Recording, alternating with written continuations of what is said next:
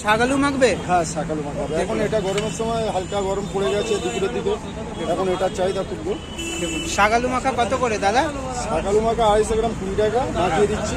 হ্যাঁ, আর প্লেন নিলে 60 টাকা। এগুলো কি সব সোয়া হিসাবে? ছয় হিসাবে। সোয়া হিসাবে। পিস হিসাবে কোনগুলো? এই কামরাঙা কামরাঙা আছে আর আমরা আছে, বাদ বাকি যা কিছু আছে এখানে সব।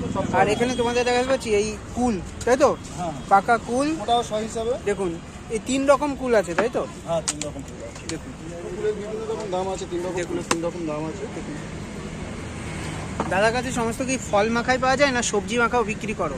না, এখানে যে সমস্ত ফলগুলো খাওয়া যায় সেগুলো মাখা যায়। সবজি আদৌ কি মেখে খাওয়া যায় রান্না না করে?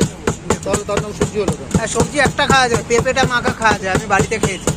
পেঁপে মাখা অ্যাকচুয়ালি বাচ্চা বয়সে ওগুলো ঠিক আছে, বড় হয়ে যাওয়ার পরে পেঁপে মাখা দেখুন একটা জিনিস আমার এখানে আসলে তো সবাই মানে বুড়ো থেকে বাচ্চা হয়ে যায়, তাই সবাই ছোট বয়সে ফিরে যায়। হ্যাঁ, মাখামাখি আইটেম সবারই ভালো লাগে। তবে তোমার এখানে যেটা এই দোকানটাই মিস করছি, কদবেলটা খুব মিস করছি। কদবেলটা তো এই মুহূর্তে পাওয়াই যাচ্ছে না, কদবেল তো আমার সেরা কারবার।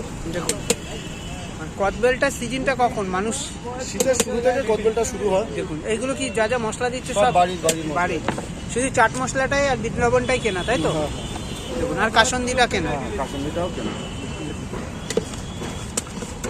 মশলা বাড়ি থেকে প্রত্যেকে বানাতে পারে, কিন্তু এর জন্য দিতে হয় যে কতটা পরিমাণ, কতটা মালে কতটা এই যেমন পরিমাণ। বিরিয়ানির ব্যাপারটা, একদম।